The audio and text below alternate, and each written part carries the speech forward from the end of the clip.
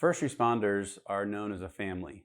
We have our own families, but we also have the families of the people that we work with, the people we serve with. And those families take on all shapes and sizes, literally and figuratively. In the fire department, that family is somebody you're with for 24 hours. That family is somebody that you run calls with. In the police department, it might be the zone partner, the district partner that you meet up with in the donut parking lot. I'm just kidding, not the donut parking lot. That's what I tease all my cop buddies about. But meeting up in those locations and kind of watching each other six and talking about a call a little later. In the military, it's people you might be deployed with. In the EMS world, hospital world, the pre-hospital care world, all these different areas have families, and these families are made up of teams of people, groups that get together and work towards a common goal and a common cause. We have our own families as well, the people we go home to. Could be a spouse, could be a boyfriend or girlfriend, could be a partner, could be just kids, parents, whoever it is. Could even be a roommate that you've been with for a long time. But either way, these are kind of our families. And we have this separation that happens in these families because we have this work family and we have this home family. You hear people say, well, that's my work wife, that's my work husband. It's kind of a real thing because it's these people you spend so much time with. I know in the fire service, 24-hour shifts, it's a third of your life. So, over a 30-year period, you're spending 10 years with that family, with that group. And if you stay in the same station, same area, or in a smaller department, you're with the same people a lot. And that family becomes very important. As a chaplain in my department, I find myself often doing weddings and funerals. And in those weddings and funerals, we talk about family. I just did a wedding this past weekend for a firefighter in Hillsborough County down here locally. And I said to the bride, I said, are you sure about this? Like in the middle of the wedding, I said, you're marrying into a firefighter family. And I knew from the story that her father was a cop, which he thought was hysterical that she's marrying into a firefighter family. He's like, don't do it, don't do it. We have fun with each other, we tease each other. But I said to her, and I said to the crowd there, you are marrying into the firefighter family. You're marrying into the first responder family. And that has good things and bad things about it. The good things are you're always going to have people that look out for you, people that care for you, people that love you. But you also have people that are going to pull your spouse away from you at times because of how this works. Because what we have is a situation where we run these calls, we see these critical incidents, we see this trauma, and then we have to figure out a way to identify it and deal with it. And sometimes the people that aren't there with us don't understand how to see that and how to understand it. So we don't know how to talk to them about it. So we say to them things like, oh, I'm fine, I'm good. I'm just going to go out with the crew and have a drink, or I'm going to go talk to the therapist, but I'm not sure I want you to come with me. And we may not say it like that, but we don't feel comfortable because that person's never been through the battle with us. And as a result of that, we have this separation that occurs. What I want to talk about today, and we're going to have a guest that comes on and discusses this with us a little bit, is how do we kind of join forces, first of all, and make these families actually work together? And number two, how do we kind of identify our fire family? How do we figure out who our first responder family is? And how do we make sure that our departments actually help and assist us? There are times where departments do a phenomenal job at this, and there are times where they don't. One of the stories I've told in times when I've taught this before is the story of Mark Rice, a friend of mine who passed away. Mark died a few years back, almost 3 years ago now. And I remember the fire department family coming together for him here, locally in the South Florida area.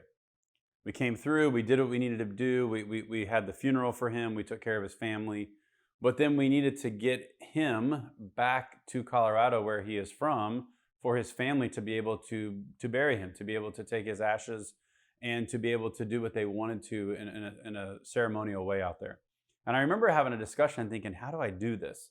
Fortunately, Mark's brother-in-law works out in Arvada, Colorado, near where we were going, and he was able to make some connections for us. And what I found was I was overwhelmed at the end of that service. It was for a lot of reasons. Mark was very close to me. I think about him a lot even today, but it had been 2 weeks of just anguish and mourning and pain over this loss. And you're coming to the end of that and you're emotional. But I remember at the end of that moment, the end of that celebration, it was actually at the Red Rocks Amphitheater, which you've ever been, is just a gorgeous setting, had a little room on the side. And the people who spoke did their thing and the testimonials were given and I did a prayer and then we got done and the pipes and drums and the honor guard did their thing. And if you're a first responder, doing their thing is just powerful. It's just, they just do their thing. It's amazing. It was a very professional group and they did a great job. And they got done, and then they had me stand up to do a closing. And I remember I very rarely lose it at a ceremony. I very rarely get emotional because you have to stay in the moment and try to help the family. But I was overwhelmed.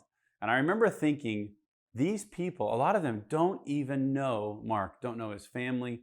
They know Bryce, but they don't know anybody else. And because of their connection to Bryce and because of their connection to this unknown first responder, this person that's part of their family, they're doing what needs to be done. And this happens all the time. And I remember kind of losing it and trying to say thank you and just didn't know how to say it in front of everybody because it was powerful. It was a powerful moment to see first responder family take care of a first responder. That's our goal. But we can't just do it in a funeral. We can't just do it at a wedding. We have to do it all the time. One of the things I found interesting is that we'll do these things amazingly. We'll do these ceremonial pieces, we'll take care of things, and then we'll walk away. And only the one or two firefighters or police officers or military who are really close to that family continue to take care. They continue to have conversations, they continue to communicate, they continue to take care of kids and follow up in different ways. But the vast majority move on, which is understandable. But we can't forget about those people left behind. This fire family, this first responder family, cop family, military family, EMS family, these are people that we should be taking care of all the time. And what I want to talk about today is really, let's not just get to the, oh, somebody died, let's take care of them. Or there was a line of duty death, let's take care of them. Instead, how do we take care of them at the beginning and after that? How do we take care of our people all along the way? I work at our headquarters facility now, and as a result, I get to see our light duty personnel a lot. If you are a first responder, you know that light duty is not where anybody wants to be. We sign on to do the job, to do this action-packed, amazing, all-day-long job. We love it. We love the adrenaline. We love all the things we do, type A, type B, whatever you are, you still love the adrenaline of it. And these are individuals who are either, some of these are females who are pregnant and are towards the end of carrying their child and about to give birth or just coming back. We have people with injuries, back injuries, leg injuries, some with cancer, all kinds of situations. And so they find themselves up at our headquarters facility, working in our shop with our fleet, working on a computer. During this pandemic we're having right now, typing in 214s. If you know anything about ICS, they're literally sitting there typing in names so that we can make sure we get reimbursed by FEMA. Miserable. And then if they get the unfortunate task of having to sit at the front desk and answer the phones, oh no. It's horrible. This is not what people want to do. But as a result of that piece and the fact that I'm also the chaplain and work in our professional development area, a lot of them find themselves talking to me and I find out, hey, what are you up here for? We get conversations started and we find out that, these are the reasons they're here. And we find out that a lot of times they're on their own. So we've tried to make it a point to, hey, how do we help you through this time where you're somewhere you don't want to be? This obviously isn't where you want to be. I tell the story about a young man who was there a few years back and I happened to be up there at the time and I said, hey, how are you doing? And he's limping really bad. I mean, dragging the right foot behind him. He goes, I'm doing pretty good. I'm like, you are? Yeah, and he had an accident, a motorcycle accident, and broken his leg, lower leg. And he's dragging the leg behind him and I go, are you sure you're okay? He goes, yeah, I'm getting cleared today. I'm like, getting cleared today? And he literally went into the doctor, dragged that foot into a straight up position and walked like he had no injury whatsoever for about 20 seconds. So the doctor went, oh yeah, you're good. Signed him off. And the next day he dragged his foot into work and did that for about a month till he finally healed up. That's how desperate people are to get back to this world, to get back to what we do. But when we're not able to do that, or when there's things going on like financial stress, like family stress, like injury, like mental trauma, physical trauma, whatever it is, we have to be able to step in and help. And the first thing we have to do is we have to identify who our family is. Our family is our first responder family, the people we work with. We know that already. But our family also is the people who aren't here anymore with us. And I'm not talking about the people who have passed away. I'm talking about the retirees. We forget about our retirees a lot. We have these people who walk through this amazing career, do an amazing job, leave their mark on our department, and then we go, okay, see ya, and we forget about them. These are part of our family members. We have to be able to take care of them. And later on, I'm going to talk about some specific things we can do to engage them with us, to let them be a part of it. Now, they don't have to. They may decide, hey, fire service, the police department, the military, I'm good, I'm done, I enjoyed my career, I'm going to move on. But some people still want to be a part of things. How do we keep them engaged and involved? We're going to talk about that a little bit. We're going to talk about our extended family, those family members of our first responder family. So the spouse of that captain I work with, the kid of that lieutenant I work with, something happens to them. How do we step in and help there? And the last thing we're going to talk about is how do we deal with injury or death to a firefighter or a firefighter family member. We're going to discuss all of that today, and we're going to make sure that we have kind of a plan for you and your department to be able to step in and help. It's not a problem of wanting to help. Firefighters help everybody. Police officers help everybody. Military personnel, these are individuals who live to help. But as a first responder, we sometimes need assistance from our departments, from our jurisdictions to help us get to that point. So we're going to talk about how to do that, how to set up a program. And here in a moment, we're going to meet a guy named Josh. He's going to come talk to you about his experience with his family, some loss, some tragedy, and some things that he's done in his family to help him be the leader he can be and also love his kids, his spouse, and be able to kind of give some examples to you that you might be able to use as well. So we hope you enjoy this process and this class today.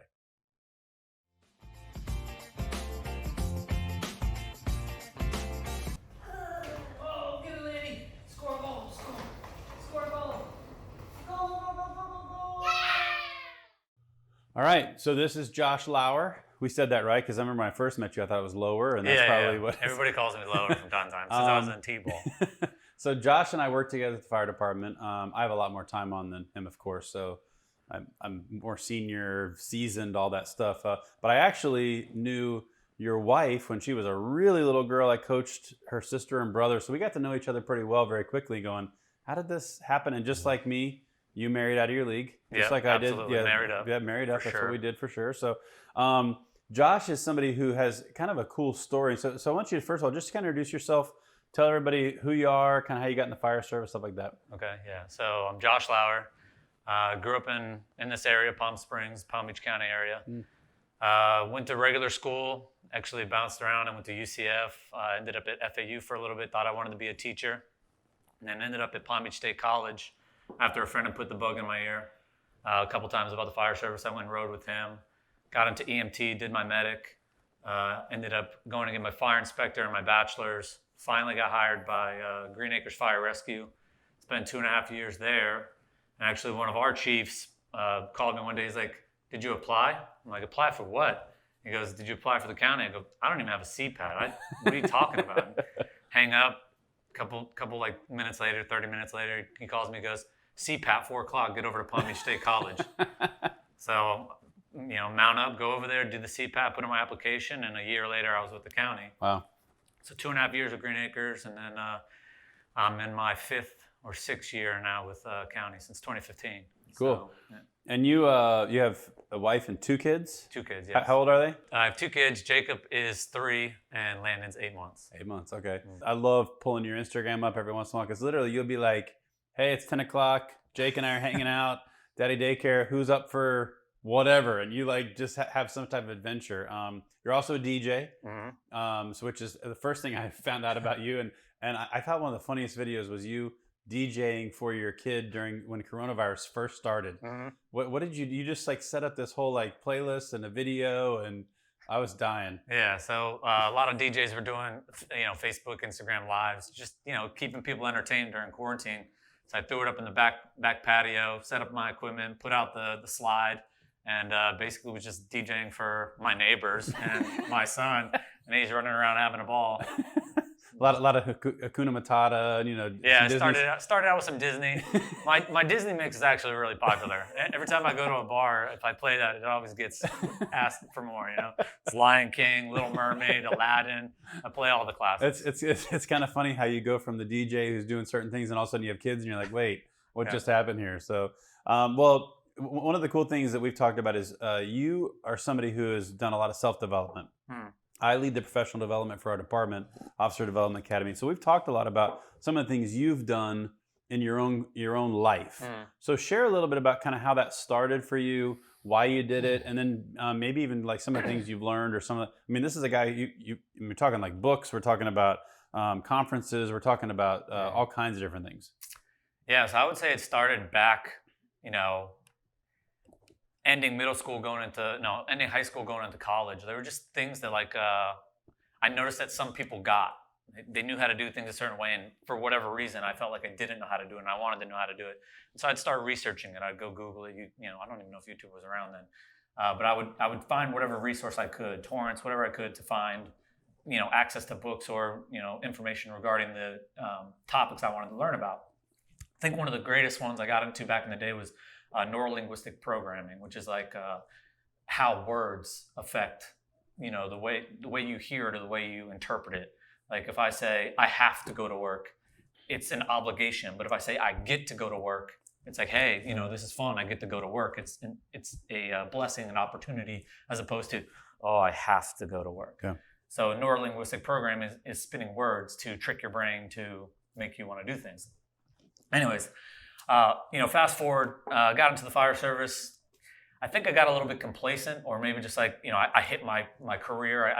I started hitting all the marks, all my check boxes, got married, had kids, had the career. And I think I just kind of fell into a rut. Happens a lot, yeah. Didn't know I was in a rut. And what woke me up was actually, we took a course down in Fort Lauderdale that a friend kind of tricked me into going to. It's like, hey man, come take this course. Like, what is it? He called me and he acted really interested. He's like, how's life, man? How's those life? People? Yeah. I'm like, what are you selling? He's like, well, I'm not really selling anything, but I think you should come take this course. He explained it like a diluted Tony Robbins. So we went there and started that course. What really got me going was a back injury in the fire service. Mm.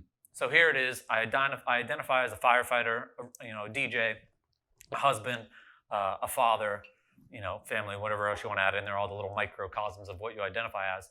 And here's this thing that is one of my main sources of being. And it's like, now it's come to a halt. I got a back injury. Luckily, I was able to get light duty. I was, the mailman for the county. I was just sharing before you got here the intro about how everybody hates light duty. Yeah, yeah. I'm happy it's there. Yeah, I'd rather be paid and whatever. But it was rough. So I'm driving around in the car delivering inter-office mail, and I'm listening to the radio. Long stretches going to the headquarters stations, and it didn't take me but 30 minutes to be like, this is terrible. This is terrible. Like, I can't keep listening to the radio, hitting channels, whatever. And I was like, what about audiobooks? Yeah. I hadn't listened to a podcast prior to that moment. Okay. So I knew what podcasts were, but I never really dove into podcasts. So I started with some audiobooks. I always wanted to read Viktor Frankl's Man's Search for Meaning. Phenomenal book, yeah. Amazing book. It actually makes me want to be a minimalist. It was actually the reason I started shaving my head. Oh, really? I mean, I was balding anyway. Let's be real. But instead of trying I did it for minimal. Yeah, I got you. Instead of trying to keep what I had left and get a haircut for $20 a month, I was like, let's just get rid of the hair. So I started shaving my head because in the book they talk about how they stripped them of everything. Yeah. When you're stripped of everything, what do you have left? You still have choice. Yeah. You have a say in the matter of how you're gonna, handle that situation. And so that was kind of like deer in headlights, or the light bulb. I'm like, man, I haven't been choosing to do things a certain way. I was in a rut at the time, so I started looking into certain other books, and I don't even know how I came across this book. It was Russell Simmons, and it was a book on meditation. Russell Simmons, Run DMC. Okay. And so I start listening to this audiobook, and chapter after chapter, it's saying the same thing. Meditation helps in jails. Meditation helps in schools. Meditation helped me get off drugs. Meditation helps here. Meditation helps there. I'm like, okay, I get the pattern, chapter by chapter. Let's get to what you have to do. Skip to the end of the book, and I listened to his technique on meditation, and I gave it a try. And, first it's hard to quiet the mind. Oh, it's sure. hard to sit in silence. It's hard to know if I'm even doing it right, if I'm breathing right. How, is this working? Is it not? Well, the old school, how do I do this kicks in. I rekindle that fire of, okay, I don't know how to do this. Let's learn it. YouTube. Just start diving into all these guided meditations, all these different things. And it literally changed my life. Like, here we go, yeah. But it shifted how I handle things, and being able to identify things that are controlling me versus, reaction versus responding. I was able to quiet the mind enough to realize certain things. And so there's a couple cool guided meditations. We can share them in the thing. So there's a 20-minute F it meditation where they literally cuss the whole time. And she's like, F this, F that, F what that person said, F Wow. that, and it's cool because it's like for somebody who's a sailor, I'm like, this is not a traditional, kumbaya, sitting whatever. She just, so she's got my attention. And it was really cool because it helped me release some things I was carrying, holding on to, resentment and just holding on to things that like I didn't even know I was holding on to. So meditation kicks in, right? I learned about meditation. I started diving into that. I developed my own little technique. And there's meditation, there's thinkitating. There's all kinds of different styles of meditation. You can sit quietly. You can focus on your breathing. You can actually like dive into problems you're dealing with. So I kind of got that little tip and tool in my toolbox, right? So I'm diving into all this, audio. So I'm doing the audiobooks. Then I hear about podcasts. So I started diving into the podcast. And this all is going to come together. It leads up to what we're going to end up talking about. Yeah. But I start getting all these little tools that I don't realize I'm getting at the time. Yeah. So I jump on the likes of Tom Bilyeu and Jocko Willink. Yeah. And so one of the key things, Tom Bilyeu is all about unlocking the mind, like hacking the brain, how like top performers, do what they do, why they do what they do, the microcosms of the brain and being able to navigate that.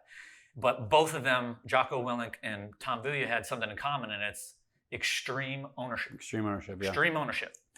And it was a foreign concept to me. I got it, take responsibility for your actions, which is something we all get said by our parents. Well, some of us get said to our parents growing up, you know what I mean? Yeah, good parents, yeah. Good parents. And so so I take it and I start hearing it. And the one that got me was Tom Bilyeu. And I don't quote me. He says it a certain way, and I might mess it up. But he says, like, be so extreme in your ownership that if you're driving down the road and you get hit by a drunk driver and become a paraplegic or whatever, that you're brave enough and strong enough to take the power back and say, it's my fault. I chose that route. I didn't clear the intersection. Instead of blaming that person and saying, he shouldn't have been drunk driving. He hit me. It's his fault. You get to say, no, I chose that route. Wow. I hit the gas or whatever the case may be, or I wasn't paying attention, or, it's extreme. But when you do that, you're not putting the power in this person's hands. You're taking it and owning it and deciding what to do from there. Yeah, and Willink talks about, the fact that they had a soldier who died basically under his command, friendly fire, the same thing. I don't remember every detail, but the same thing about walking in and going, no, this is on me, where he could have passed it down and probably been okay, but literally faced court-martial and possible arrest. And there's all kinds of stuff, and he went, mine, ownership. And that's those examples, the drunk driver, the one where he probably really didn't do anything wrong when you really read the story, and they both went, no, this is it. That's different. And I want to get back to one thing you said about meditation, because you made a comment. I don't want to breeze by it. You said there's a lot of different kinds, right? Right. And there's a lot of different views on it. And I grew up in an environment where I was taught by a church person that meditation was bad and evil. Oh, wow. Because what it does is, and this is literally what it said, it opens your mind up and it empties everything else so that bad stuff can get in. That's literally what I was taught about meditation. So I remember thinking, meditation. And I remember somebody finally, Dina Ali from North Carolina, a friend of mine who's a firefighter, I remember her saying, here's what I want you to do. And she says, you open your mind. And I went, I don't know. I don't know if I'm supposed to open my mind. And I remember her explaining, it's quieting the soul, and it's quieting the mind, and it's turning everything else off so that, and for me, a lot of times meditation is prayer. A lot of times it's quieting the mind so I can talk to God. I think it's just important for people to go, no matter where you come from, no matter your background, meditation is a positive thing if done right. Now, if done wrong and all we do is quiet it and focus on all the bad stuff, you know that too, where people get meditate and they're always angry because you're like, well, you meditate on all the bad stuff all the time. So I just want to make sure I made that point, because I think it's imperative that meditation can be what you need it to be. It can be what I need it to be. And it can be even more spiritual than for some, not others, but you have to be willing to go, let me get outside my normal stuff and let me see what else is out there. Well, this is a perfect transition, because meditation would get me to zero. Yeah. It gets me to that place where, okay, the past is the past, the future is the future. Whatever this person said or whatever's bothering me is gone. But then guess what happens? resigned and cynical. Negative self-talk comes back in. And so that was my next transition, my next YouTube podcast dive in. And I came across Norman Vincent Peale's Power of Positive Thinking. Okay. So I started diving into go back into neurolinguistic programming. It's the whole how you talk to yourself and the negative self-talk. And so I kept finding that I would get to that place where, okay, I'm good. But then a few hours later, the negativity is creeping back in. And I have a couple theories on that. So as firefighters, what do? Train for the worst, hope for the best. So I don't know if over time, as I got into this career, because I was always a happy-go-lucky person, but as time went on, I just started getting this negative vibes, beat down, whatever it is. I don't want to blame the fire service because extreme ownership, but I think there's something to be said there where you're always running other people's emergencies, or you're always thinking, how bad can this be? Yeah. But the other side of the stick is, how good can this be? Yeah. How often do you actually sit and think, how much better can my life be? Yeah. How good can this situation, how can this situation get better? I do now because I focus. But so back to the meditation would get me to zero. It'd get me to that clearing where I could now create or come up with whatever I wanted to come up with, but I wasn't creative enough. There was nothing for me. There was, if I were to close my mind and think of positivity or think of anything to get me out of a negative situation, it wasn't there. It was non-existent. I knew of some positive phrases, or I just didn't have a regimen or any type of life hack to that, Yeah. And so as I was diving into, Norman Vincent Peale's Positive Power of Thinking, I would start, anytime he put out an awesome quote or, a verse from the Bible, I would copy and paste it, put it in one of the Instagram create things and make a framed picture of them. Yeah. And then I would swipe through them at night or in the morning. So then I would have a folder created in my phone with those where I could review them. Yeah. So now I'm starting getting these phrases in my head, And let me digress, because I know some people are spiritual and some people aren't. Some people have faith and some don't, and that's fine. And I still don't know where I stand on that. I believe in a higher power. I was born and raised Catholic, and somewhere along the way, I became a heathen. I went around Christmas time with the family, and that was it. And, meditation doesn't have to be spiritual. You don't have to be, faith-based to read some of these things. The Bible is filled with positive phrases to give you a way to live, or, it's just, to me, it's almost like another self-help book or a guided, mindfulness book for me. That's kind of what it was. So I'm reading these things and I start seeing a pattern between that and some of the other work I'm doing. And the positivity and how it changes people's lives. So I'm like, what can go wrong? Let me give it a try. Let me see what happens. So I'd get up in the morning, I'd get to zero, then I'd start filling my head with these thoughts. A simple one is renew my mind, renew my spirit. So when I get in a rut, I just stop for a minute and be like, renew my mind, renew my spirit. Give myself a chance to reset. Give myself a chance to get out of that always worst case scenario, And I'm not 100% good at it. I still have my days, we all get in them, but at least now I have some tools. So I was actually telling you this one, and this is my life hack. I should probably do my own podcast. Let's copyright this. Copyright this, yeah. Mark the time, mark the date, it's yours. So my what I ended up coming up with was 413, which is I can do all things through Christ who strengthens me. Yep. PMA League, and that's Positive Mental Attitude. League stands for love, ease, appreciation, attitude of gratitude is the G, giving, understanding, and then E is ease and eager for more. Yeah, so that transitioned into the next part of my search, and that was I came across Bob Proctor and Abraham Hicks. And so when I talk about I believe in a higher power, I didn't know where my faith was. It was kind of the Abraham Hicks thing, because she calls it source when she talks about it.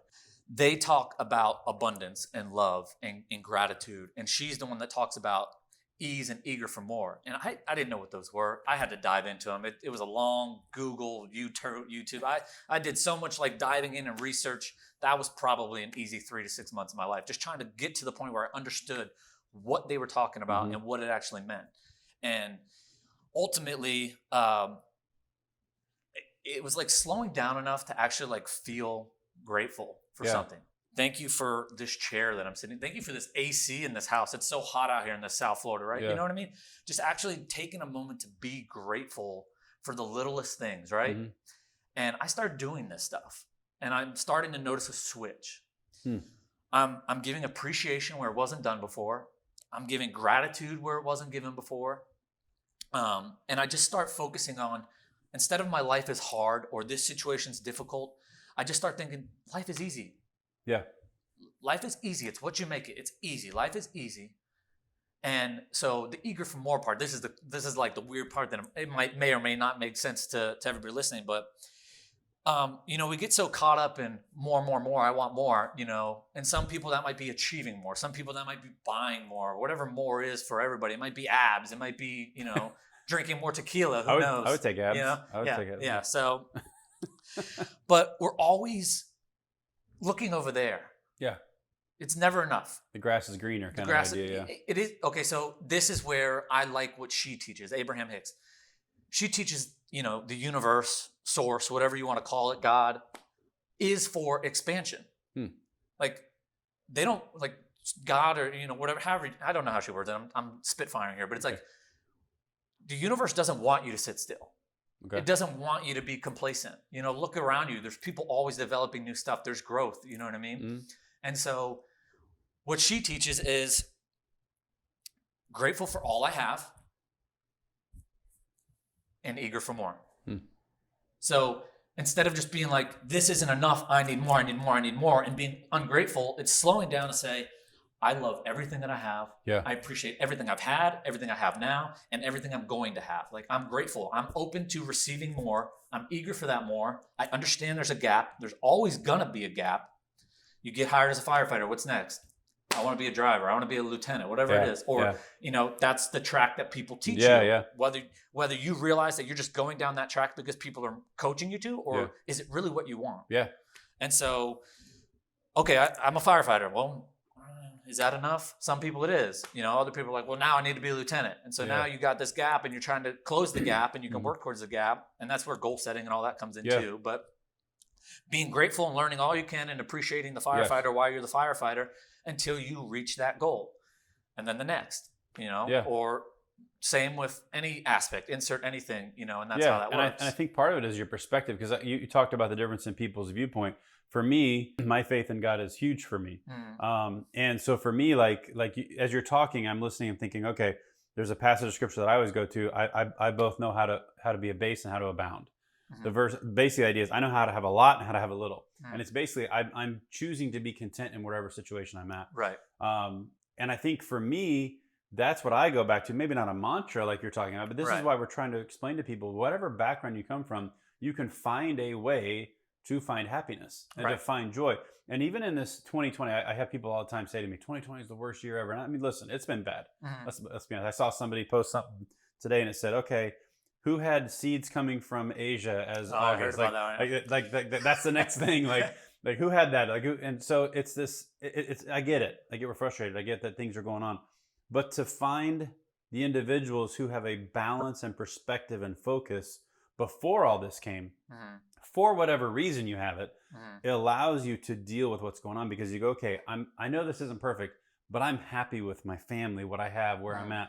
And I find that even the people who've gone through serious tragedy and loss, which we're talking about today too, have a way to walk through that, which we're going to talk about with you in a moment. But the other thing on the career path, I want to make sure I stop on this too. I've found myself, I'm an EMS captain in our department, and the next step is chief. And I have people saying to me, you got to be a chief, you got to be a chief. And I have a desire to go be a certain position. But I've also said to people, it's okay if I don't. Like it's not something I have to have. And it doesn't make me better or worse than anybody else. But I know people who, exactly like you said, is, well, the next step, and it's this year mark, and this is, so I have to go do this. No. You have to choose where you're supposed to be content, where you are, and then is there more? And maybe that more is spending more time with your family. Maybe that more is making more money somewhere else. Maybe that more is getting a different career. I tell people all the time, we talk about this 25, 30, 35-year career. I go, maybe for you, it's a 12-year firefighter career, and then it's something else because that's where you're supposed to be. That's where God wants you to be for the rest of your time. And I've talked about, even for us, I said, if you're in anywhere and somebody has like a pension and drop, there's all these turns. Well, you got to do 25 years and then there's this drop. And I go, hold on. What if at 25 years I said, well, I'm done? Well, there's all kinds of money. okay, what if I said I was done and I'm going to do something else? What if I went and got my doctorate and taught at a college? Well, why would you want to teach at a college? Because it'd be fun. Right. So I think that we're saying kind of the same things, and I want to make sure people understand you don't have to have the same perspective Josh has. You don't have to have the same perspective I have. What you have to have is a focus and a perspective that prepares you for your life. Right. And some of the authors you mentioned, some of them I've read. Some of them I have no idea who they are. That's the best part about this. We have a professional development library at our headquarters. There's probably 50 authors in there I've never even looked at, but they've been recommended. They're there. Then there's others I know really, really well. So learn what appeals to you. Jocko Willink is awesome. Yep. I love listening to his books because him and is it Leaf? I can't remember the other guys. Oh yeah, it's the other author, and they have these gravelly like marine voices, and it's just so funny because you're like, I want to be as cool as that dude right there. Yeah. And other people listen to it, I can't listen to it. It's horrible. Find what works for you, but figure out a way to I tell people all the time, don't wait to find your coping skill. Don't wait to find your coping mechanism. Figure this stuff out ahead of time. So I think you've done an amazing job of that. And I think the thing I want you to kind of shift into here is to talk to them about, you talked a little bit about your back injury, and then you've got this family going on, and then I know you suffered another tragedy. So kind of talk through what happened there for you. And I know I walked through a little bit of this with you guys and saw it kind of firsthand. So what was it that took place, and how did preparation lead you to that? And then how did you walk through as it happened? And I'm sure it wasn't perfect. We talked about that before. So. Yeah.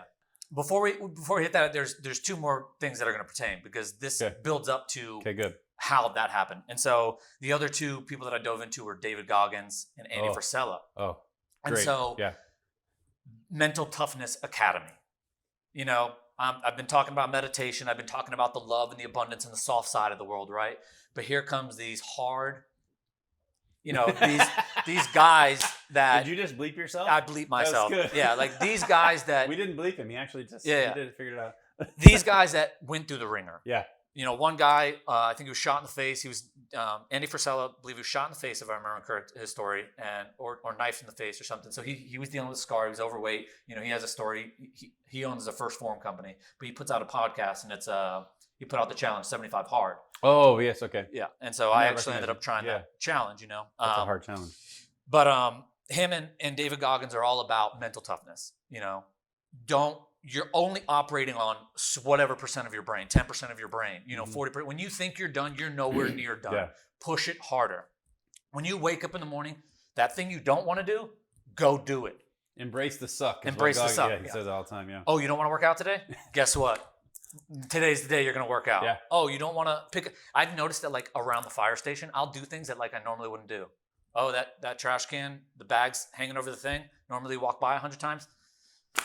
No, I don't want to do it. Nobody else wants to do it. But today, I'm going to be the guy to do that, because nobody wants to. The stuff that you don't want to do is like now my focus. It's like, oh, the house needs to be cleaned. The toilets need to be scrubbed. I don't want to do that. Today's not the day I want to do that. Guess what? Because I don't want to do that, I'm going to do that. My wife's not in here, right? Okay, let's just skip that one because she loves doing that. So. Yeah. So anyways, awesome. So they teach basically, harden up the brain, harden up your mind, do hard stuff to push you past what you think you're capable of handling. And so that kind of, was a whole nother aspect that like, here I am hearing all the, the soft side is, you meditate. Yeah. We're in a field where ego and macho man is the way, know, and if you're anything other than that, you're weak. Go pound sand or whatever, Yeah. And I get it. There's a certain toughness you have to have for this job, but there's a dark side to this job that if you don't, harden your mind and get your mind right and be able to tackle some of the stuff we deal with, then, it's going to be a rough go.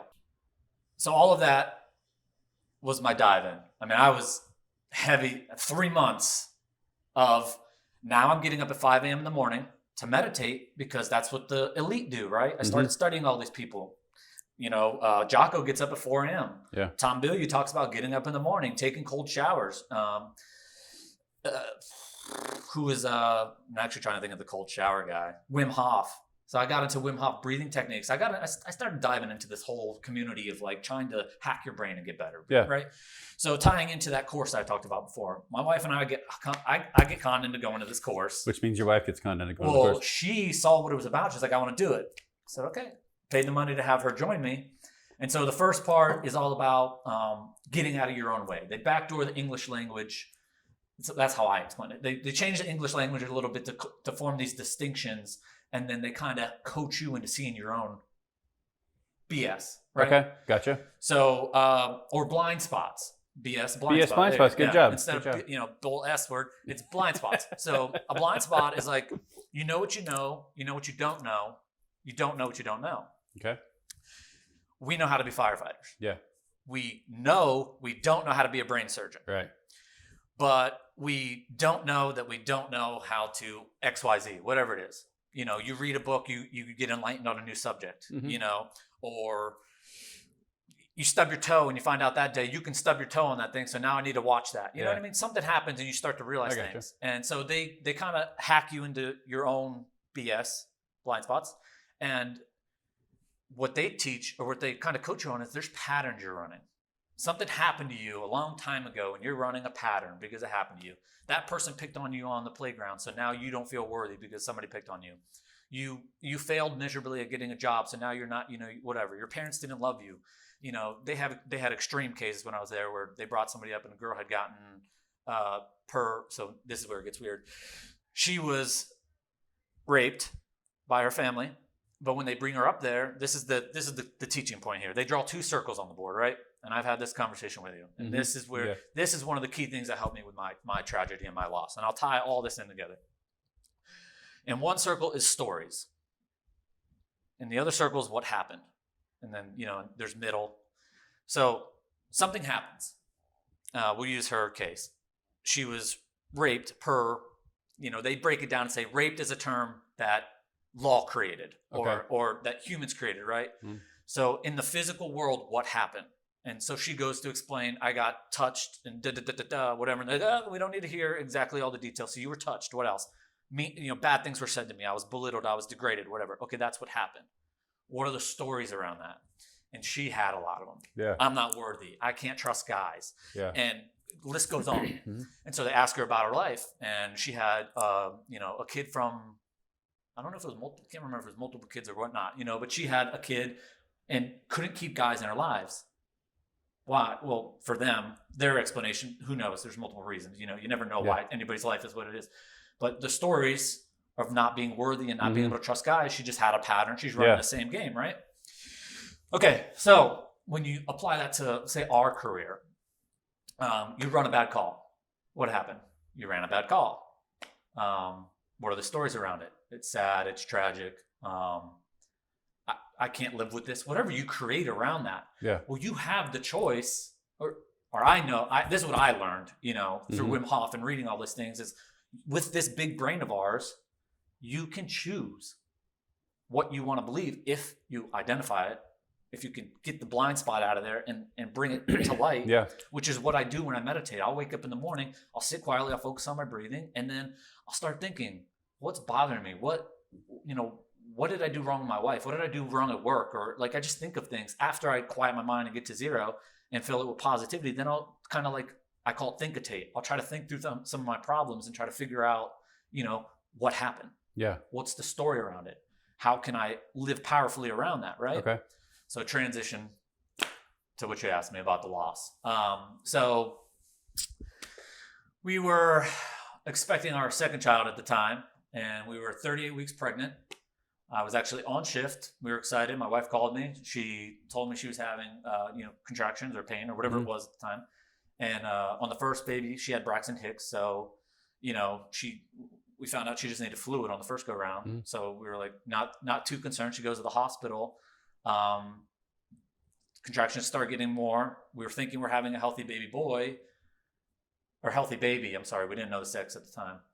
And she goes, 1 ultrasound, nothing.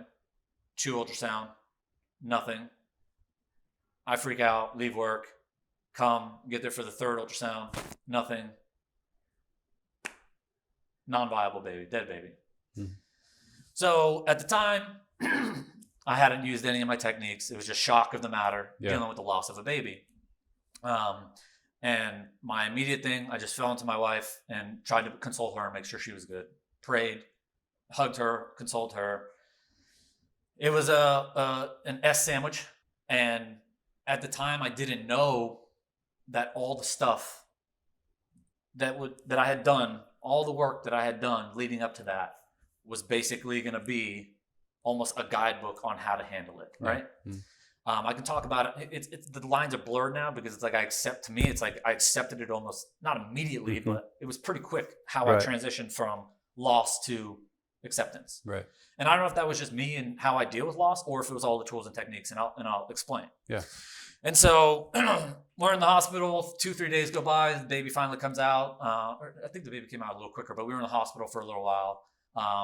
And to be graphic and be vivid, we held the baby, took pictures with the baby, and she was so hopped up on drugs that she actually didn't remember or didn't like really feel that she got to see the baby and deal with the baby. So when it came time to make a decision, or when she kind of like sobered up from the drugs that they pushed to help, push the fetus along, flood of tears, she was crying, and we, after the fact, had even brought the baby back in to spend more time with the baby and grieve and mourn and deal with it. And so we go home, and the grief sets in. Yeah. And tears, emotional, don't know how to deal with it. And the backstory to that is leading up to that, and this is what I explained to you the other day. My life had gotten to the point where it was the best it's ever been in my life. Yeah. Like all that gratitude and all that abundance and all that giving, like I was giving 10% back of any extra money I had or any extra time I had. I was helping Tracy and Jen doing some of their work. And I was, anytime I would get extra money DJing or selling real estate, I would take 10% of that and do giveaways or go buy things for people, pay for groceries, pay for Starbucks, whatever it was. I was just giving back and being so abundant and grateful. And I was in this place. I felt unstoppable and powerful. And then bam, tragedy. And so 3 days go by of sleeping in, doing this, don't know what to do, don't know how to handle it. And I'm like, no, it's time to get up. Yeah. Third day, get up at 5 a.m. in the morning, and I go sit quietly. We're in between houses too. So we're living in my mother-in-law's house. 3 dogs, 5 cats, court section to our side of the house. So get up on the third day, go make my coffee, go sit in the quiet. I go through a couple guided meditations, and then like sometimes I'll just use ambient sound, and that's when I'll thinkitate, And so it strikes me, stories and what happened. And I start just thinking about the loss and, what happened. For an unknown reason, we lost the baby at 38 weeks, and we did all the tests. We knew the medical examiner. We got some people helped us out, and we got some stuff done a little faster, and we found out, and there was nothing. I think what ended up happening was she was low fluid I think it was hydrocephalus or something like that, low fluid, but it, there's nothing that could have changed that, And so what happened? Unknown reason, lost the baby. What are the stories? Oh God. And that's where it gets. Yeah, I have it in my phone. I mean, I could read them all to you, but I'm gonna keep it short. I'm gonna spare you. So it's sad, right? We didn't actually know the sex. So like our story was we didn't have a connection with the baby. We didn't have a name. We weren't goo goo gagaing her tummy as much as we were in the first one. That leaves the guilt, right? Yeah. She got a Tdap and a flu shot, I think, that time. So she's like, did that, she didn't do it on the first one. Did that cause it? And this is where, my faith, not having faith or whatever you want to kind of comes into play. People say, God took the baby for a reason, or, I hate that. Yeah. It was like, or, I can't think of some of the other ones. It's like, God needed an angel, or, whatever the, faith-based ones are. But like, so my sick mind frame, I'm like, well, what if God just felt like being an evil MFer that day and decided to take our baby? That's sick humor. But it's like, it's still a story. Yeah. It doesn't change what happened in the real world. It's just a story. So it's like, I started thinking, is my way of grieving, effed up? Is it too soon? Am I a bad parent because I'm already trying to move on and get back to that happiness and that gratitude and being appreciative? Because of extreme ownership, I would say it's ours. We got to own it. We got to make the best of it. As terrible as that sounds, I started slowly creeping back into abundance and gratitude and all that, right? Mm-hmm. It was a little harder on my wife because still with the hormones or whatever else, the body creeping back. But I would say within a week, so I would meditate, I'd get up, I kept doing it. I kept getting up, I kept practicing gratitude. There's more stories. Actually, I want to touch on the story. So it's like, my way of grieving is effed up. You have to go through the 5 stages. I'm like, do I? Yeah. Do I have to go through all 5, or can I just accept it? Yeah. Can it be what it is? And that, I don't take blame or take judgment for other people if I grieve too fast. Can I be happy and grateful, even though this is like the worst thing that's ever happened to us? Can I still be happy and grateful that we have a healthy son? Can I be happy and grateful that my wife is still alive? Can I, Yeah. So I just start thinking back to, the stuff I was reading. I dived back into, I think I was almost to the end of Power of Positive Thinking. I dived back into that. I finished that out. I finished up, I think I was reading Jocko Willink at the time. I finished that out. I started finishing all these books that I was like halfway through. And I'm realizing, man, it is, but it's not the end of the world. And I know that's probably going to be taken back by people who have been through it. You know what I mean? But it was just like, all those tools, all those techniques, all those understandings that I gathered along the way gave me this like power to deal with this. Yeah. And to coach my wife through it. I would get up and meditate and I would deal with whatever I'm dealing with. I would find something and be like, okay, I'm dealing with this. She's probably dealing with that too. Hey babe, this morning when I was up thinking about this is what I came across. This is what I found to help me. And I would just leave it at that. I wouldn't probe her. I wouldn't make a big deal about it. I would let her grieve and do what she has to do. Just because I found my way through it doesn't mean she found her way through it. That is important, because one of the things I talk about all the time is grieving is messy and grieving is individual. So how you grieve is different than how I grieve. But the thing is, there's nothing wrong with going, hey, this worked for me.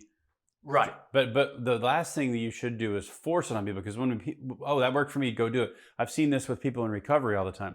Well, that form of recovery worked for me, so everybody needs to do recovery like that. Oh, that didn't work for that guy. It didn't work for that girl. So hold on. The 12-step program, all these different things, even treatments, like even people who are going to see a mental health professional. Some people I've found just need to go talk to a chaplain and have some faith, have a conversation and pray, and they feel great. Some people need to go see a mental health professional and have counseling. Other people need medication. It's very, very different. And I think that's what you're bringing up, because there are people that will listen to this and go, well, I lost a child and it took me 6 months. Does that mean I'm worse or better? No. Right. Everybody has different situations. We're not saying that you have to do it a certain way, but there is a process that you have to figure out for you. And I think that's what you're teaching here. And that's why I really wanted you to talk about this, because for you to be able to sit and process that and go, I can get back to abundance and I can get back to gratefulness. If that takes you a day or that takes you a year, it's okay, because we have to get back to the fact where abundance and gratefulness leads our life, to where the focus and the perspective can be okay, because there's going to be calls you run that are the worst calls you've ever run in your life. And maybe within 24 hours, you're like, I'm okay. And maybe you have to take a couple shifts off. Right. And it's okay to walk through that and figure that out, because you and I talked on the phone a couple times. And I remember one day you're like, I'm not doing okay. And literally like a week later, you're like, I'm better. And I said to you, I'm like, well, how are you better? It's only been a week. It was all that. And we hadn't even really talked about that, but I remember thinking, wow, he's really been able to progress through this. And obviously we're going to get to more of the story later, but even to see you with your older child, and then you've obviously had a child since then. Right, yeah, we have. It's been just, it's even cooler for me as an outsider to watch, because you can go, wow, look at where they've come. And it's hard to be abundant and happy if you can't work through that sandwich you were talking about. If you can't work through that, you can't begin to then accept the joy and the pleasure and the happiness that comes, because you're so wrapped up in the stories. I love that analogy. I've not read the book. I've not been to the conference. But I love that conversation, because it is about your viewpoint.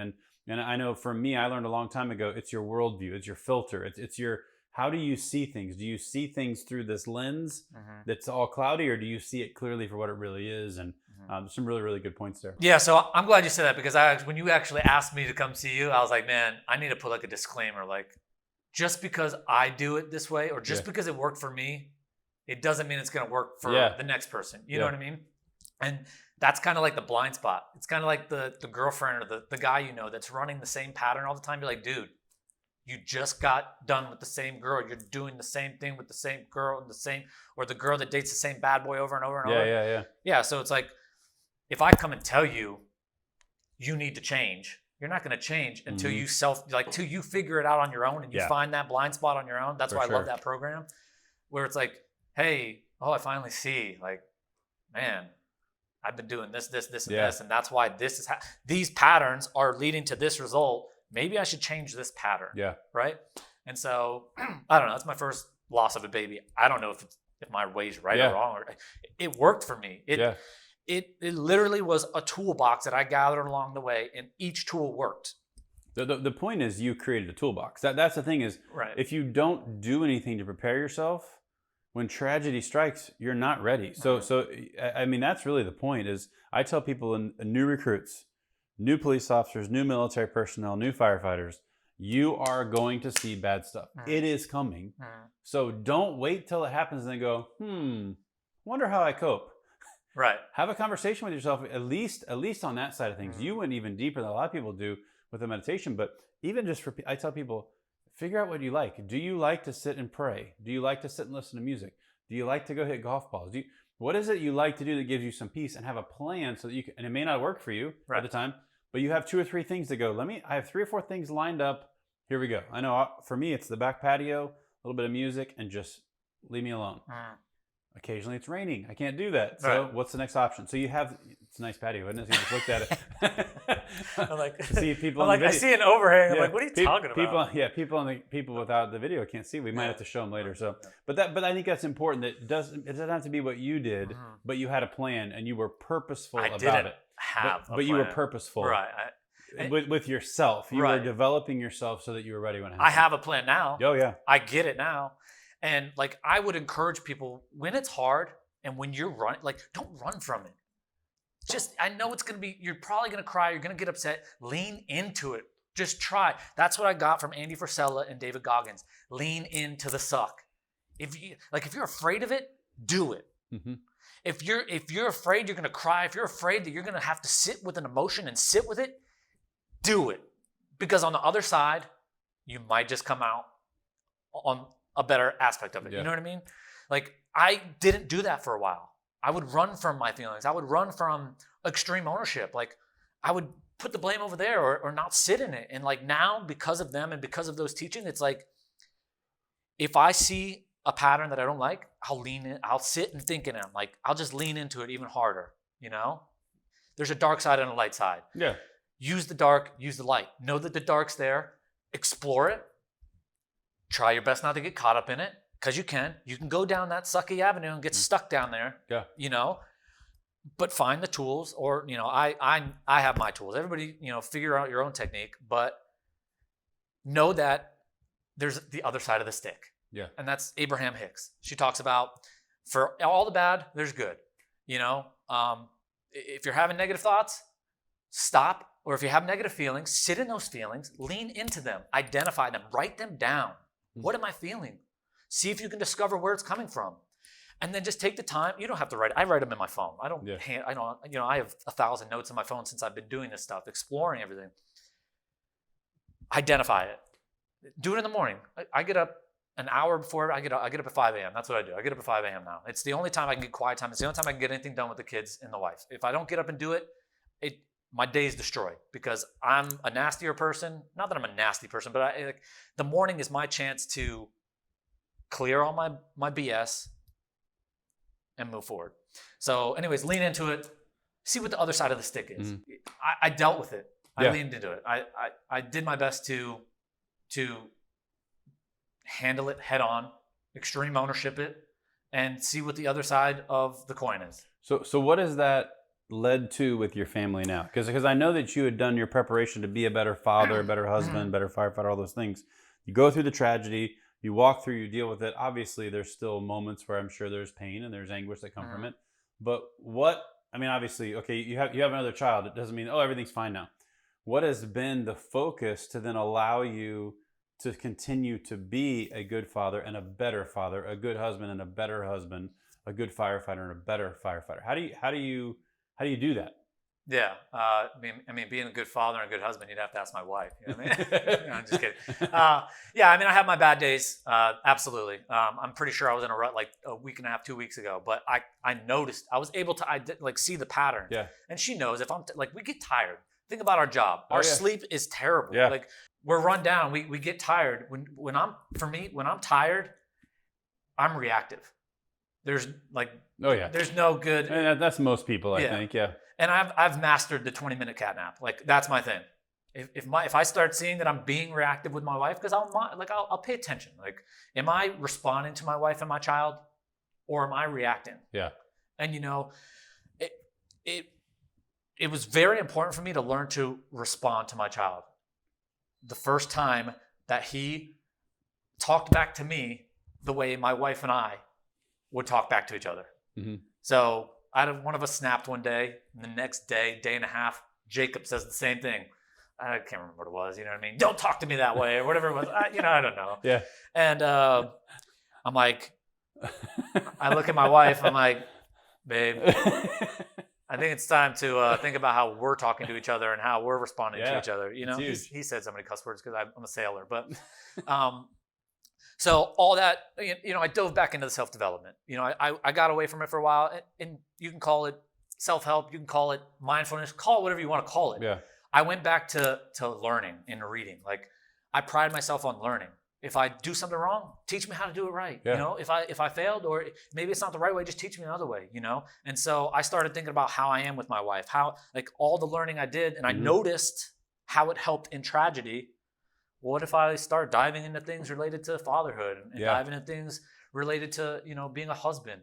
And so I have a plethora of books, and I'm reading like 8 of them at a time. And like, I'm just like, okay, good tip. I just jump around. Sometimes I'll flip to the back of the book, or I'll just move around. But I'll get up in the morning, 5 a.m., make my coffee, meditate 20, 30 minutes, depending on the day. Sometimes it's a guided meditation. Then the last, 15, 20 minutes, I'll sit there and just think and find what's bothering me, where I'm being reactive, where I'm responding, what's good, what's bad.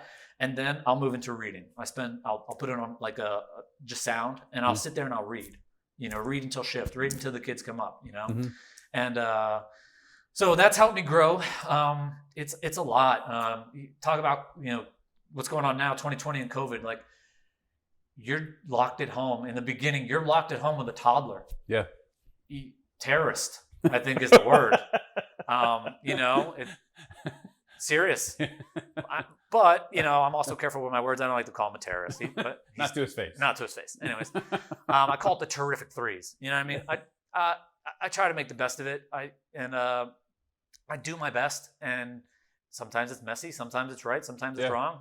And I've learned that sometimes there is no right and wrong. You know what I mean? There just is. And when you do something a certain way, if the reaction that came from it is wrong, wasn't what you expected, or the pattern you ran was not what you expected, it's time to break the pattern or set something in. My wife and I ran a very bad pattern for a long time. We didn't even know it was there until this work, And it's like, she would say something, it would set me off, either my ego or my not good enough. You grow up with all kinds of things, not feeling adequate in certain spots. She would trigger me. And then I trigger her. Yeah. And then we're just back and forth. And one day I just look at her and go, this pattern needs to stop. Yeah. I can't keep running this pattern. We can't keep doing this.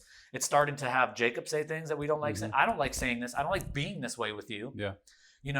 I would much rather just come in and be happy-go-lucky, have fun with you, have fun with the kids. Like, I don't like being that negative person with you or the kids. And the terrorist, he would do things. He'd push you to your limit. Daddy, can we go to the pool? Daddy, can we go to the pool? They have a one-track mind. Daddy, can we go to the pool? Daddy, daddy, daddy, daddy. Ah! You erupt. Yeah. And so I had to find a tool.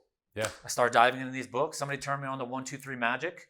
And it's basically, instead of telling him no 1,000 times until you blow up, because toddlers aren't going to blow up. Yeah. They're just going to keep going. So it's like, I get this tool. It's 1, 2, 3 Magic. And you tell them, hey, this is how things are going to go now. If you're doing something we don't like, or, we need you to change, like something, we want you to do something else, we're going to say 1. We're going to count to 5. If you don't figure it out, we're going to say 2. You have till 3 to figure it out. You have 5 more seconds. If you don't figure it out, I say 3, you go to your room for 3 minutes. And the book claims that it's written for like adults and kids to read, so kids can read it and see what mommy and daddy are trying to teach them to do. And that changed my life. That changed my way with him. Sometimes I still get caught up in the old patterns, but I catch it, or we catch each other, and then we go back to it. And now there's no arguing with him or trying to negotiate with the terrorist. There's no negotiating with terrorists. Even the government doesn't do that. Yeah, you know what I mean? So it's like, hey, buddy, we'll go later. He doesn't know what later is. Yeah. Hey, buddy, daddy said later. Mommy, daddy won't go. No, son, dad said we will go later. And so it's like, why are we? Yeah. So we use that, and now I don't have to argue with him. I don't have to I don't want to react to him. Yeah. I want to coach him. I want to teach him. I want to instill values and instill things in him. But I don't want to always be this, trying to frame him into this little mold and keep him in this little box and have to react every time. Well, and you've gone even beyond that and been very proactive with him with some of the affirmations. Right. And you shared that with me the other day when we were talking about this. And I really thought that was, obviously technology is a lot different than when my daughter was that age. So you've kind of used some technology to help with that, but kind of talk through how that developed and what you've developed it into. Okay. Yeah. So, goes back to the course for the most part, the blind spots and the you don't know what you don't know, and the neuro-linguistic programming and phrases. Like I started diving into limiting beliefs. Like you grow up believing a certain thing. Yeah. Your parents instilled them. Your friends instilled them. You learned them on TV. Whatever it is, you have all these things that you learned, whether you know them or not. Those patterns you're running. So I started exploring them, and my parents did an amazing job. I love my parents; they're awesome. Sounds like you're about to say something bad about your parents. I am. There's a but. I actually ended up getting a fight with my good friend and my brother in Tennessee. We were drinking, but there was a giant but, and I think it set my brother off. And then my friend actually stuck around to hear it. But I'm like, and they didn't mean to. Yeah. But I took it. Maybe I did, maybe I didn't take it a certain way, but some phrases, money doesn't grow on trees. Yeah. Right. It doesn't. But where does it come from? Like I need it to grow somewhere. Yeah. And so that's where Bob Proctor comes in. He talks about you earn money. Yeah. You don't make it. It's made in the, it's printed and made by the government or made by whoever, You earn it by a level of service. Yeah. And so you want to earn more money? Provide a better service. Yeah. The other one was life's a bee and then you die. And so like growing up as a kid, like I remember hearing that, and it was her way of saying, cut the behavior out. Yeah. It happened. It is what it is. Move on. Yeah. Like, and I didn't know at the time. I know what she meant. Yeah. But on a lower level, life's and then you die. Yeah. Is a little depressing. Yeah. And so going back to like the mantras and affirmations, and I was never a big affirmation guy. I always thought that was hoopla. You know what I mean? Yeah. But like when I started diving into power of positive thinking and what you say to yourself and what you hear and what you read and what you whatever, it makes total sense. Yeah, yeah. Especially when I started saying things to myself a different way, my life went in a totally different direction. Yeah. And so on the other side of the coin, my mom did used to say, stop listening to that hip hop and that dirty rap music when I was growing up. But at the time, I didn't know what she was talking about. Yeah. It wasn't like, hey, what you're feeding your brain is what you're going to live into. Yeah. And to me, it was just music. My rebuttal was, Mom, I'm not listening so much to the words as much as I'm enjoying the beat. Like enjoying because the groove. I'm going to be a DJ one day. Yeah, who knew? You know what I mean? Enjoying the groove line. Did you do this when you were a kid? Did you do that? I started diving on all this stuff, and I started thinking about things. I'm like how we're speaking to Jacob, and how he's starting to repeat some of the stuff back to us. Yeah. That we're saying to each other, and how we're interacting with each other. And then I think this was the one that set me off. One day, we put them on YouTube Kids occasionally. We always said we were never going to do it, but like. You got to get stuff done around the house. Yeah. Like, I don't know. It's a blessing and a curse, this technology, One day he goes, I can't. I wanted to. What? You don't say that word. Yeah. That's a bad word. Like I was like, why is he saying that? Like, and it was on simple stuff that like he was already doing, but all of a sudden now he's saying, I can't. Mm-hmm. I never taught him that. Yeah. I'm assuming it came from YouTube Kids, television, whatever. Yeah. We put him in front of these random things. Yeah. So now I'm like, what is he watching? Yeah. And like we're starting to pay attention to what's on these channels, and like some of it is garbage. Oh, yeah. And some of it's like grown adults dressed up as little kids. And I'm like, whoa. Yeah. So we start limiting that, and we start paying attention to that. But I'm like, man, I start hearing other things. Yeah. I'm afraid. I'm scared. I'm like, where is this coming from? Yeah. You know, is it learned? I don't say those things. And so I'm thinking, man, what if I could just start instilling some things in him to counteract that? And I don't know where, it wasn't immediately. I came up with something to counteract the I can't, but I came up with I can. And then I was like, I can and I will. And then so I started saying I can and I will. I can and I will. And anytime he said I can, I said, Jacob, I can and I will. And then I'd help him along to push through it, you know? And then I was like, man, he said, I'm scared. Jacob, say I'm brave. And like I just started like at night spitfiring. I'm like, hey man, look in the mirror, like before brushing his teeth or after he's brushing his teeth. Say, I am brave. I am strong. He was maybe 2.5, 3 at the time. I don't remember. But I am brave. I am strong. I can. I will. And then it blew up. Like I just started adding them and adding them and adding them. And I'd come up with them. And like I'd be in the car driving to the gym. And I'd be like, hey, Jacob, say, I am strong. I am brave. And then one day he just started saying, out of nowhere, he's like, I am strong. I am brave. I can and I will. Like he starts saying it. And I'm like, okay, that's better than I can't and I'm afraid. You know what I mean? But now he's getting all independent. He's like, I'm going to jump in the deep end. You know, like now he's doing something like, okay, let's dial that back just a little bit there, Chief. You can't swim yet. And so, but anyways, you know, we would read books at night. And I actually, there was a certain book. It was a gratitude book.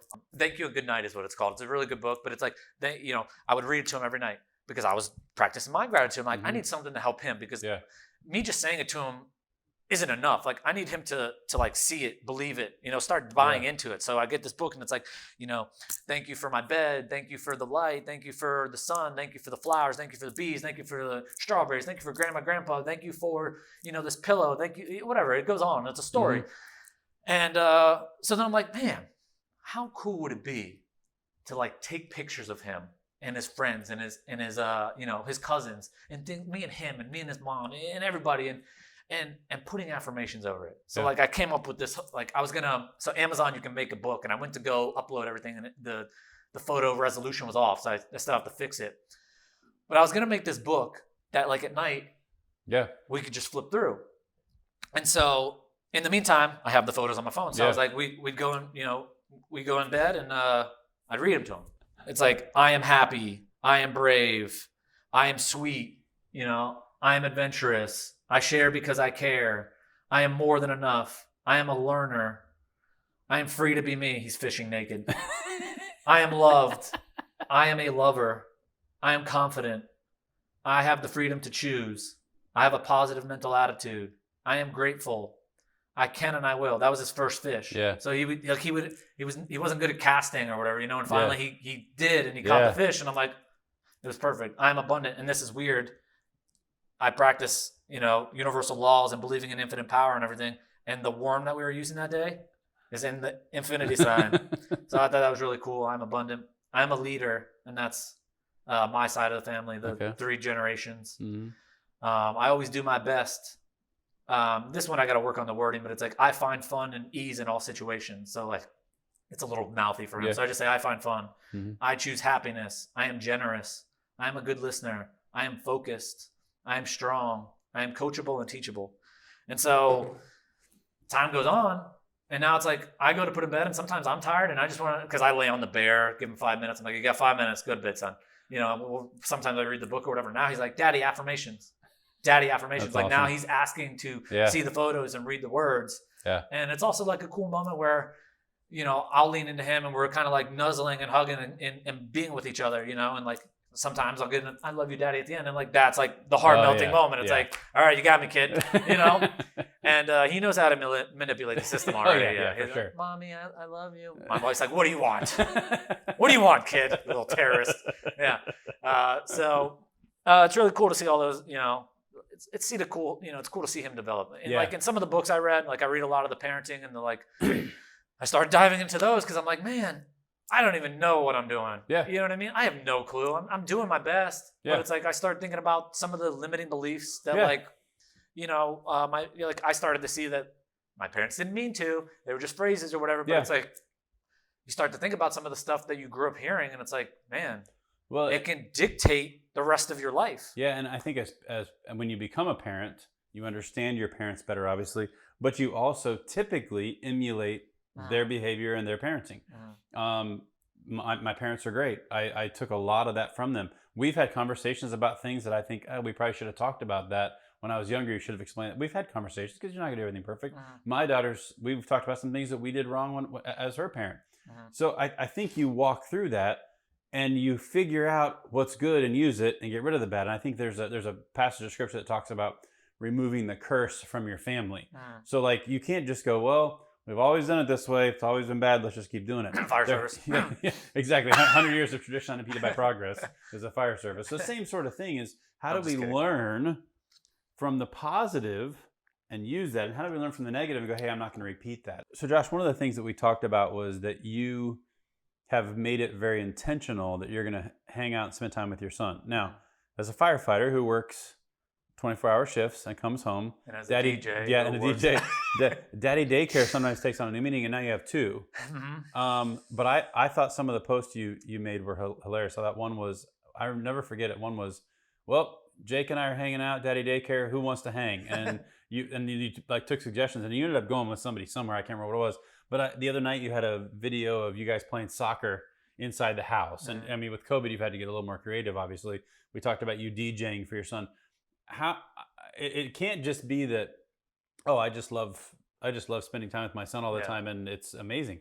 Sometimes I'm sure it's a little bit of a chore. So how, as a parent, have you made that intentional, and how have you created those activities, and what has that kind of done for your relationship? Yeah. So the intentional part's a good question because it actually triggered something to me, and it's that you've probably seen the meme. It's like the dad that's working, the son comes and taps him on the shoulder, wants to play, and he's like, not now, or he's busy or whatever. And then like it goes on, and then the son repeats the behavior, or you know what I mean? Yeah. Like you neglect the child, and then he gets, behaviors around that. Well, one day with my wife, I'm like, I feel like anytime he asks me to do something, I just need to say yes. I just need to do it, whatever it is at that moment. Because I can come up with a million excuses to be busy, be tired, whatever. But it's like, Daddy, you want to play dinosaurs? No, I don't feel like playing dinosaurs right now. I got a bad shift. I want to go take a nap, But it's like, I could come up with a million and one excuses. So it's like, I would just be like, you know what? Yeah, Jake, I do. And I would just go play with him. And so tell us about dinosaurs. I can't name them all. He likes the guy with the ram. He loves the T-Rex. And so one of my most recent ones, I had to get creative because he's in like with COVID and the heat. It's so hot outside. I got the 6-8 month old. How old is he now? 8 months. And it's like I feel bad trying to go outside and play with Jacob and put the little one in the heat. When it was a little cooler, we were out in the yard playing soccer. We were playing baseball. We were doing whatever, and not a big deal. So I don't know. Sometimes they hit me, sometimes they don't. I don't always want to do it. I would love to sit here and say, I love every minute of it. I just don't. I mean, there's just days where I'm like, you are wearing me down, kid. And I've had to gut check myself. And it's like, man, like it's terrible because I love this little guy and I want to make him happy and do all the things for him. But it's like, I had to start like making time for myself. And I guess that's what the 5 a.m. was. But it's like, even that sometimes is not enough. I need, especially with this COVID, sometimes you need to just like get out of the house and get away from them. And it's kind of tough with this situation. So I've definitely struggled here and there, but in terms of the creativeness, it's like, I'll see something on, what's the name of that? TikTok. I'll see something on YouTube, or like his fascination with this new show, which it's an okay show. I'm not against it, but it's like Park Ranger Aaron. They like go around and they fake, like they CGI dinosaurs into it. So they're like acting during the time, the time. And I'm like, I'm sick of watching this. You're watching the same thing all the time. You're always in front of the TV. We need to come up with something. So one day I was just like, hey, I told my wife, I'm like, listen, I'm going to do a dinosaur hunt. I got the county boonies, put it on his head. I found a flashlight. I gave him little radios, and I had my wife set up dinosaurs all over the place. And like, we created this little like dinosaur hunt. Like we were going to recreate the thing. And I was like, hey, I'll film it. I just come up with stuff. I don't know. And I'll think, what is he into right now? And then I'll try to recreate it. Yeah. Sometimes it's spontaneous. Sometimes it's to get my own self out of my funk. Like, I'll be tired. I don't want to do anything, or just like, habitual. I'll come in and, not want to deal with them. And it's like, man, I gotta shake this. Like, Yeah. I can't stay in this. I can't meditate because they're right in front of me. I can't get out of my own way. Yeah. So sometimes I just gotta get up and go play soccer in the house, or play tag, or just hide and go seek, or just say yes the one time he asked me, because a lot of times I don't. I'm not that parent. I'm not that person that just naturally wants to, I mean, yes and no. I'm not 100%, you know. Yeah. I'm 50, 60, 70%. I want to do stuff with my kids. But being willing to say yes is what we're talking about. And Right. it's being willing to say, hey, I'm not in the mood right now, but I'm going to do this because it means enough to me. And that's really where, and I think that's kind of what I wanted you to share, is because the affirmations are great, all that, but even just the activity of saying, hey, we're going to spend the next 20 minutes together and we're going to do this. And it changes their life, it changes their trajectory, and it changes your relationship with them. So that's really what I wanted to bring you on here, is just to be able to share, hey, this is one individual who's figured out a way to develop himself, develop his family, deal with grief, not even intentionally, and then how do I take that and become better? Even for even people just to hear, I dove into this, I dove into that, and I dove into a parenting book. Whoa, yeah. Find out how to do it. Talk to people who've done it before. Talk to people who've raised good kids. I remember when I first moved down here to Florida, there was a pastor at my church, and he walked up to me and we're having a conversation. He goes, can I talk to you about something for a second? I was 20, 21 years old. I go, what's up? He goes, I'd like to ask you what you think your parents did right. I'm like, what do you mean? He goes, well, you're a nice young man. He goes, whenever I find a good young adult, I try to ask them what their parents did. He goes, because I want to do the same thing for my kids. He had newborns. That's awesome. And then guess what it did? It got me to think about what my parents did really well. So what they did? I don't remember now. they're actually coming to town today, so I don't want to build up their ego too much. I mean, part of it is just open communication. Part of it is being real. I know to grow up in a very strict religious environment and to be able to have some training and learning and teaching, but then to have them go, okay, we hear that. Here's what really is, here. Let me explain what's happening behind the scenes. Let me explain to you how real world works, to teach me the importance of education, to teach me the importance of servant leadership, to teach me the importance of a work ethic. Those are things, and so to this day, two people that I talk to all the time because I love them and care about them. I think that we take those things and we learn from it, and it really goes back to this fire family we've been talking about. Is we can develop that within our circles. The department we work for is almost 1,500 people in it. There's other departments around here with two stations with 60 people, and whatever that range is, the people you work with on a daily basis is part of that family. So how do we develop the relationships with them, and then how do we expand that into our family so that the people we work with that we care about have an influence on our kids? The people that we don't want to have an influence on our kids don't get to. That's our job as parents, I think. But that's just one microcosm of all of this we're talking about, is how do we keep getting the right influence into us? How do we make sure the right influence gets right? And then also, how do we take that person that's not a great parent or not a great person, not a great friend, and how do we try to help them in the fire service? These are things that are way outside of our normal scope of things, because we're like, hey, can you go in and fight that fire? Can you run the cardiac arrest call with me? Okay, we're good. Which is true. But how do we then continue to develop, which is, my role in our department as professional development, is to go, how do we start to talk about spirituality? How do we start to talk about mentoring? How do we start talking about coaching, teaching, training, meditation? All of these pieces are important. And it's really why I wanted you to come on here, because it's taking the person and going, how do I develop all of me? How do I make sure that I'm the best husband, wife, mother, father, brother, sister, parent, firefighter? We are humans who happen to be firefighters. Right. We are not firefighters who happen to be humans. And we're talking about first responders here. You're not a cop first. You're not a military personnel first. You're not an EMS worker first. You're not a healthcare worker first. You are a person, a human. I say it all the time.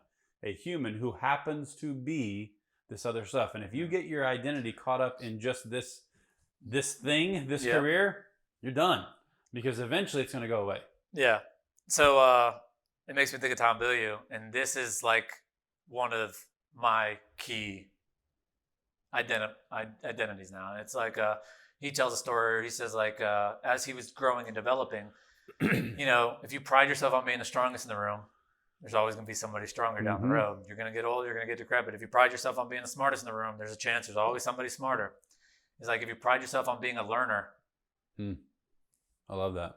You can fail, you can mess up, you can be with the smartest, you can be with the strongest, because guess what? You just look around and you say, what's this guy doing that I can learn how to do? Yeah.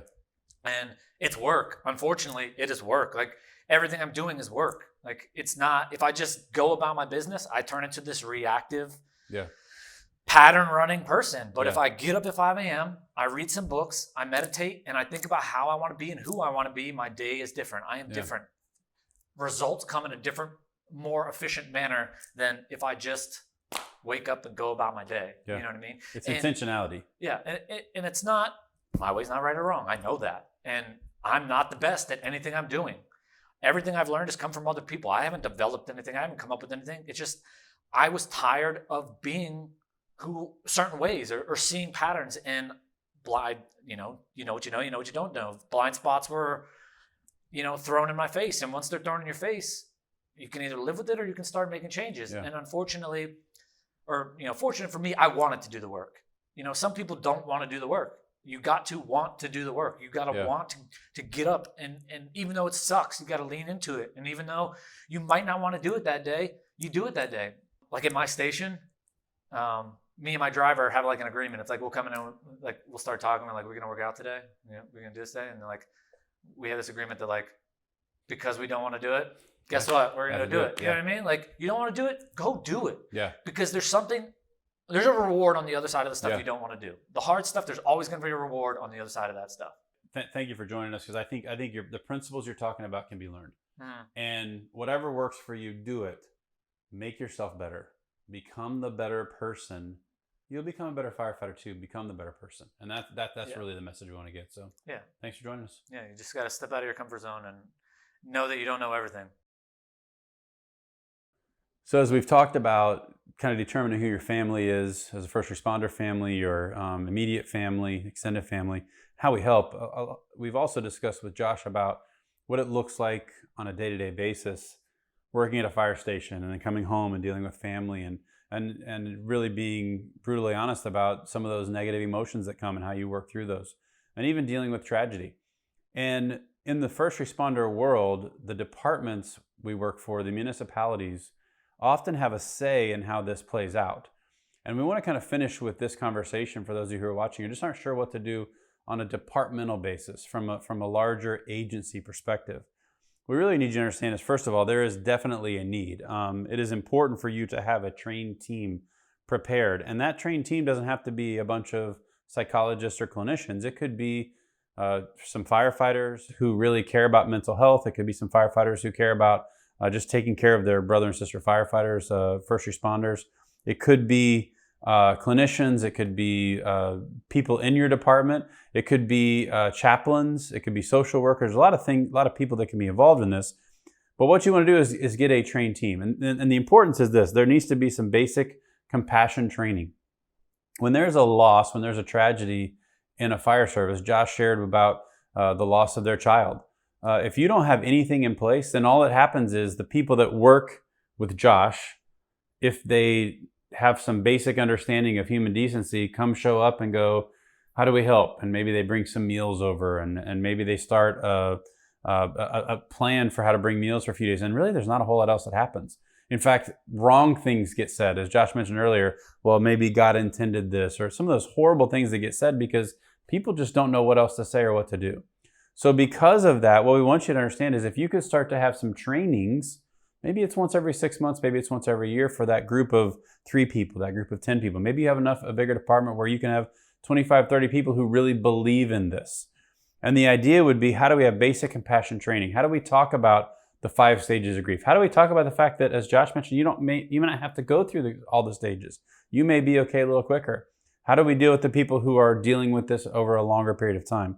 Have some training, have conversations, have buy-in from the chiefs, have buy-in from your administration and say, this is what we believe in.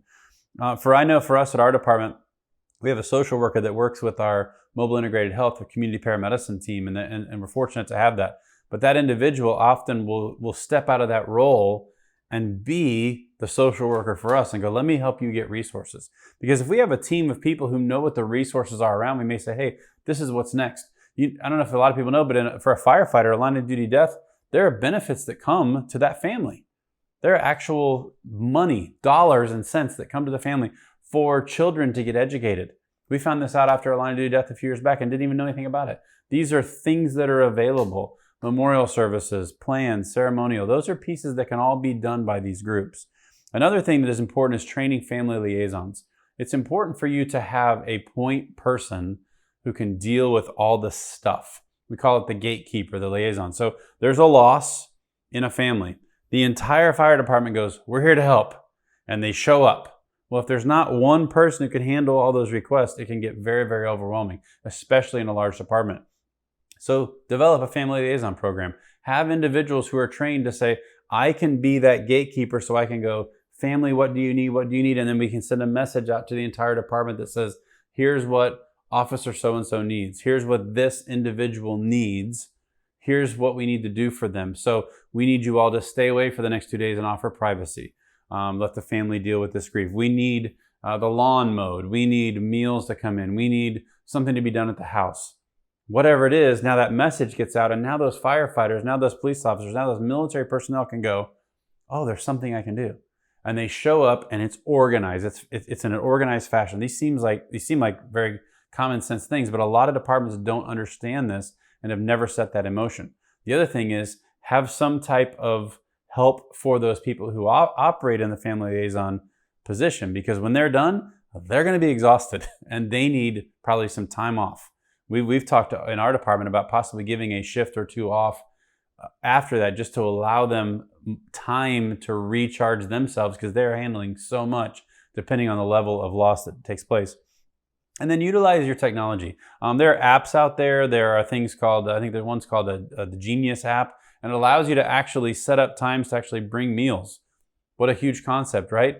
We had a loss in our department a few years back, and somebody tried to organize this and didn't do a very good job. They were very well intentioned. And the next thing you know, there was a refrigerator full of food and a refrigerator in the garage full of food. And this husband and wife, nobody else in the family, had months and months of food that they were never going to get through that was going to go bad. Well, that's not utilizing our resources well. So let's plan these things out. I'll bring this. Here's how many people are there. And there's apps out there that will help you actually do that, to figure out if there's allergies in the home, things like that as well. The other thing we want you to do is this. We want to make sure that you follow up. Please make sure that you follow up with people once they have a loss and once the loss is done. If this team of people is trained well, the funeral gets over. The loss is handled and dealt with, and then what happens is we go on our way. Well, there needs to be people that continue to follow up. Maybe there's children that are involved because an officer or a firefighter has lost their life. And years later, we need to be still following up with those individuals to make sure they have what they need, that we as a municipality, as a department, continue to take care of them if possible.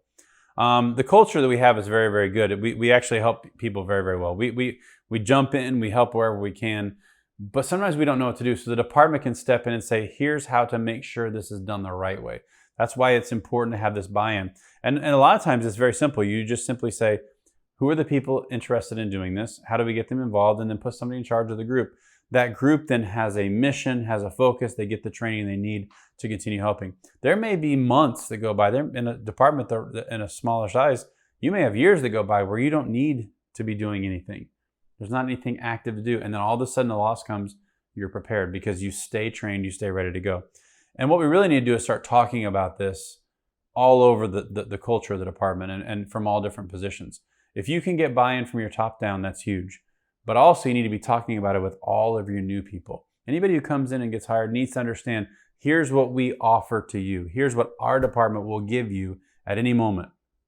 And make sure that officer, that firefighter's spouse, significant other knows about those as well. Because what happens is the firefighter, the officer goes, I'm good. And the spouse or significant other can go, I remember that resource. You're not good. Let me get you help. That's what we need to be doing, is communicating that, because that's how we change the culture. And what really happens is you grow this team. You make sure that there's opportunities to keep adding members to that team, because what will happen is people will time out, they'll retire, they'll move on, and then new people can come in and take those places. But we have to make it a point. If you as a department aren't sure what to do, just take the first step. Even call us, have a conversation with us at the collaborative, talk about what those resources are, because there are policies out there, there are SOGs, there are all kinds of documents that can be used by other departments that can be passed on to you. You literally just take off all their information and put yours on it. These are protocols and policies that are put in place ready to help. Utilize them. Take them. You're not stealing, you're borrowing appropriately, and you're being given permission. Use them, because that allows you to have a policy in place to go, here's how we respond to this. Here's what happens when someone dies in the line of duty. Here's what we offer them. Here's what happens when someone dies off duty. Here's how we handle it. Here's the type of funeral that comes. These are all policies that can be made, but you don't have to start from scratch. Use what's out there. And then lastly, start adding to that team and continue to publicize, and then thank these individuals for what they do. Recognize them. Let them know they are making a difference, because what will happen is new people will come along and step into those roles, and you'll find out, wow, this is a person who has a compassion ability to help others. Utilize your department as a tool to help your people. Don't just be a department that says, well, we're going to be the best police officers, the best trained in SWAT and tactics. We're going to be the best firefighters and EMS personnel, and we're going to be able to respond to cardiac arrest the best we can. All those are good things, but you also have to take care of the whole person. Allow yourself to find ways to take care of your individuals beyond just the X's and O's of the job. In my department, we've been fortunate enough, they allowed me to start a professional development library years ago. We have hundreds of books. It didn't cost very much money. We went out and found the right ones, got paperback versions, and we got them involved. And we said, listen, if you want more, let us know. If you have recommendations, let us know. We've got books on parenting, mentoring, coaching, finances. We have books from some of the military authors from the past. History, some of the lessons we've learned from history. Management, marketing. We've talked about personal improvement, personal growth. We have books in there about spirituality. We've developed a lot of these pieces so that people have somewhere to go. We've actually allowed in our department so that our EAP counselors know about this resource, so they're counseling. They can go, hey, just so you know, there's a book at your professional development library, which is in our training division, just a little room. It's not very big. And they can just walk in and grab a book, go, hey, I was told this kind of applies to my situation. There's all kinds of ways we can help, but we have to make sure we're offering that to individuals. We have firefighters, police officers, and military personnel who are struggling with everyday stuff beyond just the job, beyond just the calls that we run, beyond what we've seen and experienced. There are people dealing with finances, people dealing with family issues, and people dealing with loss. We have to make sure we're taking care of that whole person.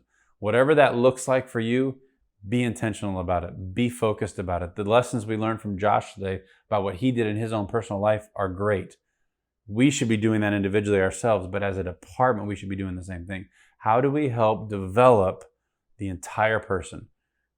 We serve and work with humans, not firefighters, not cops, not healthcare workers, humans. Humans who need us to love and care for them. Please take the time to do that for your people. Thank you for listening. Thank you for watching. If you have any questions, please let us know. Please reach out. We would love to help you in any way we can. Thank you.